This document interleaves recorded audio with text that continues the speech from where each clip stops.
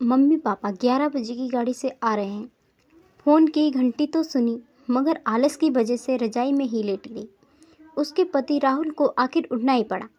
दूसरे कमरे में पड़े फ़ोन की घंटी बजती ही जा रही थी। इतनी सुबह कौन हो सकता है जो सोने भी नहीं देता?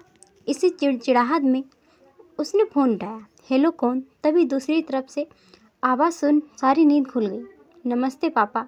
बेटा, बहुत दिनों से तुम्हें मिले नहीं, सो हम दोनों 11 बजे की गाड़ी से आ रहे हैं।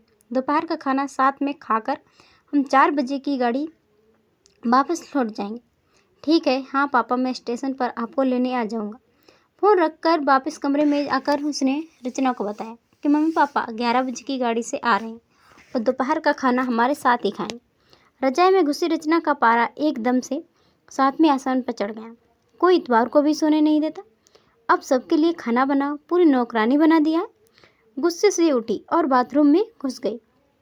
राहुल हक्का बक्का हो उसे देखता ही रह गया। जब वो वापस आई तो राहुल ने पूछा, क्या बनाओगी? गुस्से से भरी रचना ने तुनक के जवाब दिया, अपने को तल के खिला दूंगी। राहुल चुप रहा और मुस्कुराता हुआ तैयार होने में लग गया, स्टेशन जो जाना था। थोड़ी देर बाद गुस्सेल रचना को बोलकर वो मम्मी पापा को लेने स्टेशन जा रहा था। वो घर से निकल गया। रचना गुस्से में बड़बड़ाते हुए खाना बना रही थी। दाल सब्जी में नमक मसाले ठीक है या नहीं कि परवाह किए बिना बस करछी चलाई जा रही थी। कच्चा पक्का खाना बना बेमन से पराठे तलने लगी, तो कोई कच्चा तो कोई जला हुआ। आखिर उसने सब कुछ ख़त्म किया। नहाने चली गई। नहा के निकली और तैयार हो सोफे पर बैठ मैगजीन के पन्ने पलटने लगी। उसके मन में तो बस यह चल रहा था कि सारा संडे खराब कर दिया। बस अब तो आएँ खाएँ और वापस जाएँ।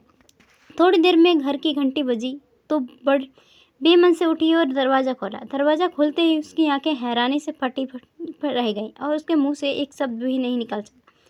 सामने राहुल के नहीं, उसके अपने मम्मी पापा खड़े थे, जिन्हें राहुल स्टेशन लेने गया था। मम्मी ने आगे बढ़कर उसे झिंझोड़ा और अरे क्या हुआ, इतनी हैरान परेशान क्यों लग रही है? क्या राहुल ने बताया नहीं कि हम आ रहे हैं? जैसे मानो रचना की नींद टूटी हो। नहीं मम्मी, इन्होंने तो बताया था, पर चलो आप अंदर आ जाओ। राहुल तो अपनी मुस्कुराहट रोक नहीं पा रहा था। कुछ देर इधर उधर की बातें करने में बीत गया। थोड़ी देर के बाद पापा ने कहा, रचना गप्पे ही मारती रहोगी या कुछ खिलाओगी भी? यह सुन रचना को मानो सांप सूख गया। क्या करती बेचारी को अपने हाथों से बनाए अध पके और जले खाने को परोसना पड़ा। मम्मी पापा खाना तो खा ही रहे थे, मगर उनकी आंखों में एक प्रश्न था जिसका वो जवाब ढूंढ रहे थे। आखिर इतना स्वादिष्ट खाना बनाने वाली उनकी बेटी आज उन्हें कैसा खाना खिला रही है? रचना बस मुंह नीचे किए बैठी खाना खा रही थी। मम्मी पापा ने आंखें मिलाने की हिम्मत नहीं हो रही थी। खाना खत्म कर सब डाइनिंग रूम में बैठे। राहुल, कुछ काम है, अभी आता हूँ, कहकर थोड़ी देर के लिए बाहर चला गया। राहुल के जाते ही मम्मी से देर से चुप बैठी रही। बोल पड़ी, क्या राहुल ने बताया नहीं था कि हम आ रहे हैं? तो रचना अचानक के मुंह से निकल गया, उसने सिर्फ यह कहा था कि मम्मी पापा लंच पर आ रहे हैं। मैं समझी उसके मम्मी पापा आ रहे हैं, फिर क्या था? रचना की मम्मी को समझते देर न लगी कि ये मामला है। बहुत दुखी मन से उन्होंने रचना को समझाया, बेटी, हम हो या उसके मम्मी पापा, तुम्हें तो बराबर का सम्मान करना चाहिए। मम्मी पापा क्या कोई भी घर आए तो खुशी खुशी अपनी हैसियत के मुताबिक उसकी सेवा करो। बेटी, जितना किसी को सम्मान दोगी उतना तुम्हें ही प्यार और इज्जत मिलेगी। जैसे राहुल अपनी इज्जत करता है, उसी तरह तुम्हें भी उसके माता पिता संबंधियों की इज्जत करनी चाहिए। रिश्ता कोई भी हो, हमारा या उसका, कभी फर्क नहीं करना चाहिए। रचना की आंखों में आंसू आ गए और अपने को शर्मिंदा महसूस कर उसने मम्मी को वचन दिया कि आज के बाद फिर कभी ऐसा नहीं होगा। दोस्तों, वीडियो पसंद आई हो तो लाइक और शेयर जरूर कीजिए।